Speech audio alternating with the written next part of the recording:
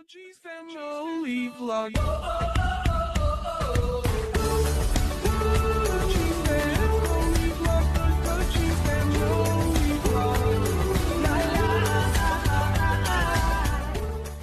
Good morning guys, welcome back to the vlog. Now today's video is more of an informative video because there's lots of parking changes to Barry Island that I think you need to be aware of, particularly with the bank holiday weekend just around the corner. Even if you're watching this further down the line and it's not a bank holiday weekend, you need to know this for when you come to Barry Island, no matter what time of the year it is. First of all, we're going to start off down the front. I'm going to show you the disabled parking, and also I'm going to go around the island and I'm going to show you the do's and don'ts to avoid yourself getting hit with a pretty big fine. I'm going to get my shoes on and we'll head off.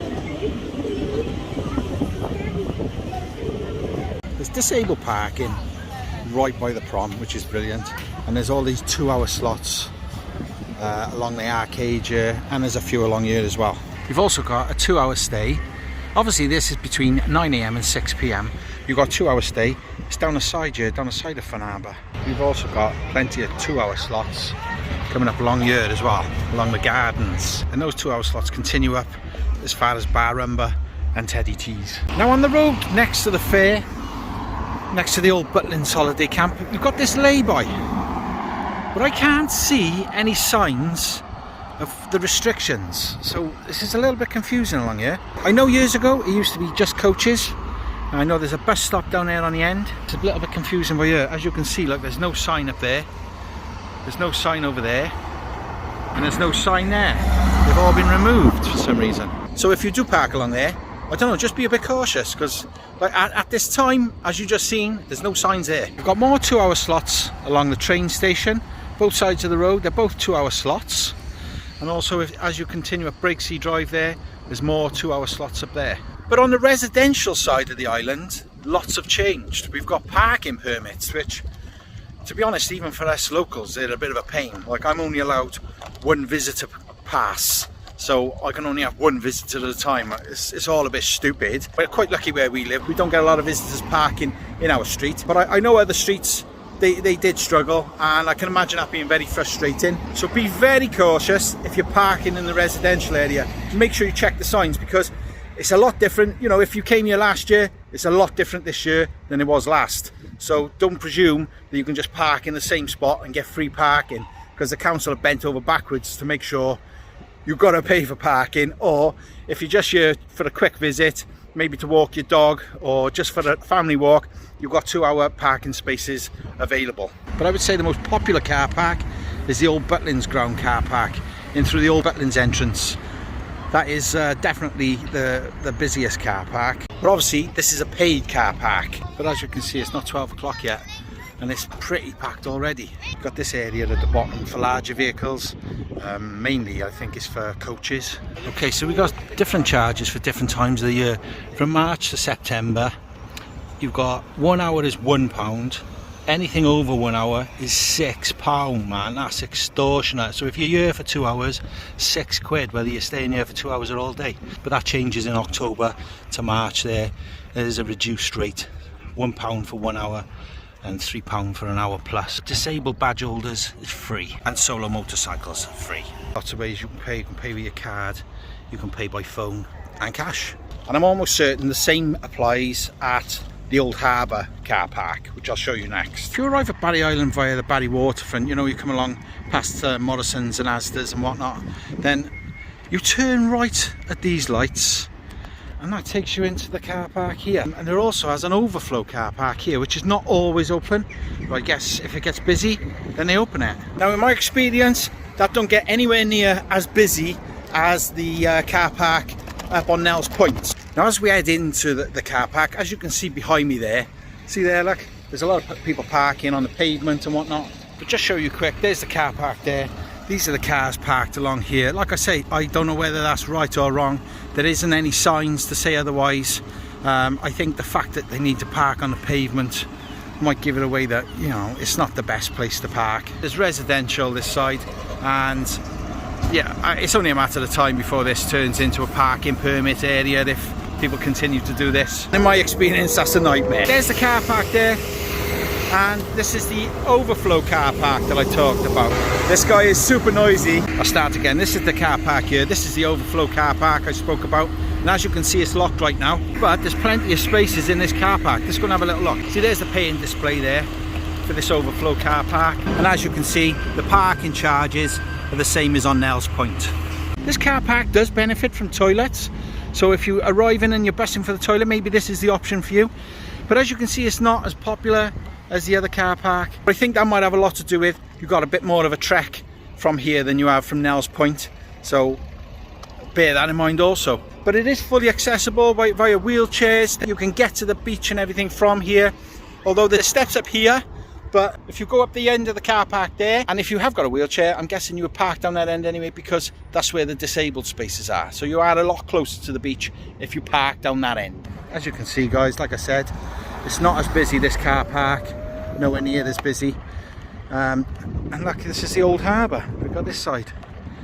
And I just noticed that red boat has moved. Actually, everything has moved. I came down here a couple of days ago. They've taken the two shipwrecks. Well, they haven't even done a good job of doing that. They've just taken a majority of it. Now it just looks a mess. Where before, at least they'd give it a bit of character. Now, like I say, that looks awful. But I got a funny feeling that boat will be next. But probably the easiest way to get to the island, if you're going to the beach in particular, is up here through that little path there. Obviously, or you can go this way and go the long way round, and it's a lovely walk around Friars Point. That boat's days are numbered, I'm sure. There's a bit of a track along there. Like, see where they've, I don't know, they've tried to sail it maybe, and the tide wasn't in far enough maybe. If you come up this car park, that's your way there to the beach. But lots of people do make the mistake of thinking that this isn't manned. And honestly, guys, it is. And I'm not sure what the fine is, but it's cheaper to pay car park, I know that much. Okay, so let's head up here to Whitmore Bay. This is actually quite a nice nature walk.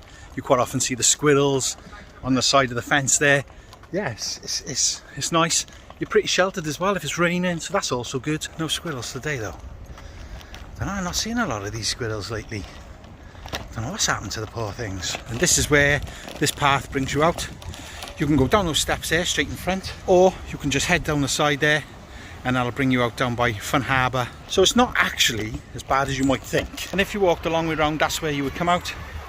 And as you can see, down these steps here is Whitmore Bay. Again, there's more 2-hour parking slots along here. Look, there's one there empty. But my honest advice to you would be, unless you're here early, just head for a car park. And as you can see, if you head down here, you've got this place on the side there. You can hire this cool little nifty bike.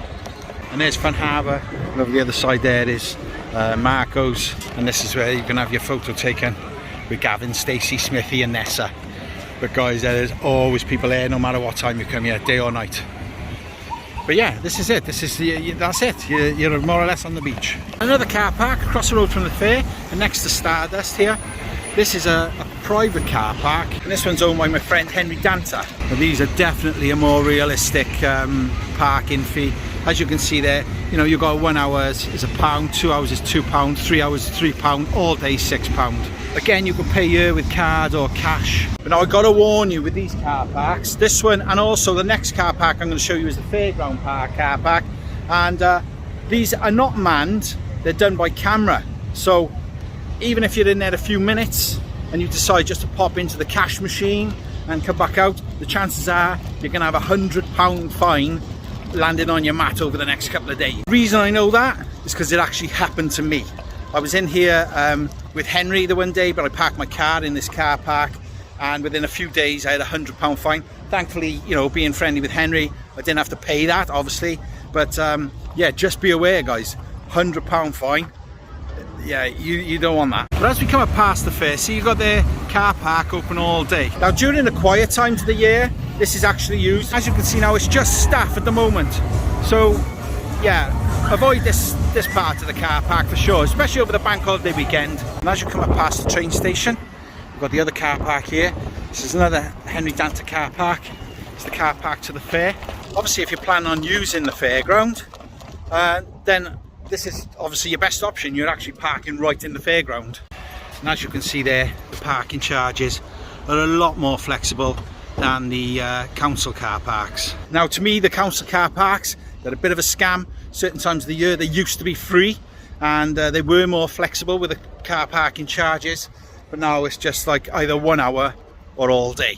The fairground is where I would park if I was visiting. Problem is, as you can see, it gets pretty busy pretty early. It's almost 12:30 now and this car park is full. But as I said to you earlier, as you can see there, the camera that catches you going in and out. It basically takes a photo of you on the way in and takes a photo of you on the way out.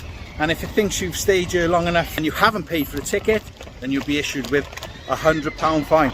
And like I say, guys, I know that's a £100 fine because it happened to me. So although I would recommend you use this car park over the other car parks because of the flexibility with the prices, at the same time, don't try and not pay, because yeah, like I say, £100 mate. So guys, I thought I'd make this video because the bank holiday is just around the corner, and I would hate any of you to turn up after me persuading you to come to Barry Island and then you turn up and you end up with a £100 fine. So yeah, just, you know, if you're in a car park, pay, because the chances are you are going to get caught. At the moment on Barry Island, the car parking has been a massive issue and they're really cracking down on it, so don't make that mistake. But guys, as always, I want to thank you for watching.